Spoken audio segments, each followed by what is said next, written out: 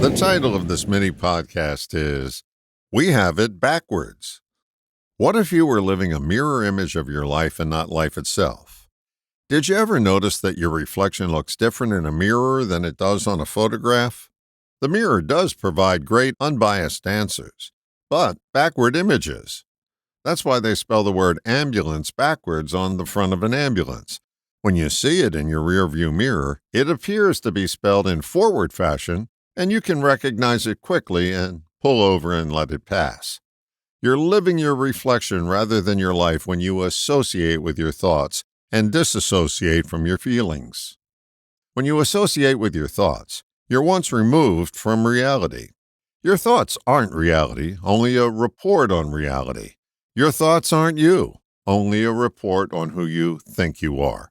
Your thoughts are pattern loops that are repetitive and illusionary. Pretend for a moment that you recorded a bunch of statements into a recorder and then played them back on loop mode. Then imagine how silly it would be to call that tape recorder and its sounds you. They are once removed from you. You've misidentified yourself as a tape recorder. Imagine your tape recorder standing in for you in your wedding photo or in a family group shot. That's how ridiculous it is to think of yourself as a bunch of recorded loops. You're much deeper than that. The first step in reaching the depths of you is to disassociate from your thoughts. They're not you. They pretend to be you, and you let this impressionist live your life. We also tend to chase away the sensations that show up in our body that are associated with emotions. We want to disassociate from them. When we do this, we extend the time the emotion sticks around.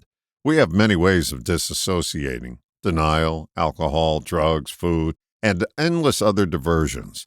Our purpose seems noble: to get away from pain. The fastest way to relieve the pain of a splinter is to remove the splinter.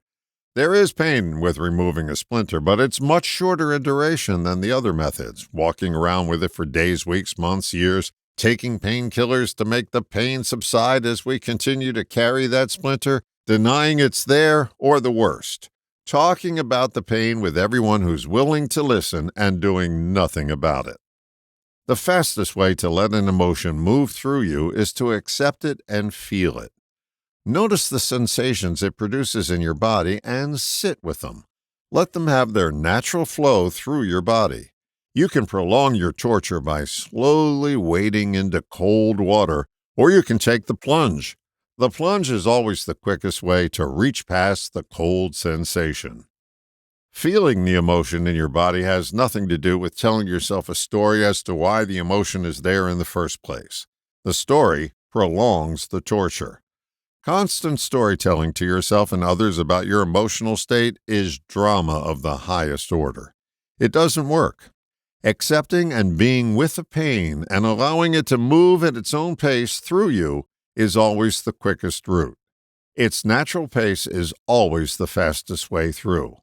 All of our plans to mitigate it elongate it. It's okay to be sad, angry, fearful, etc. We've been sold such a bill of goods that we shouldn't experience our emotions. The experiencing of our emotions puts us in touch with our body, which always lives in the present moment.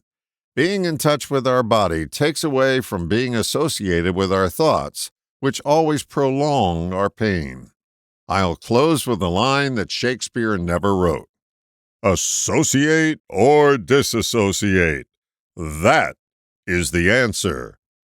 All the best, John.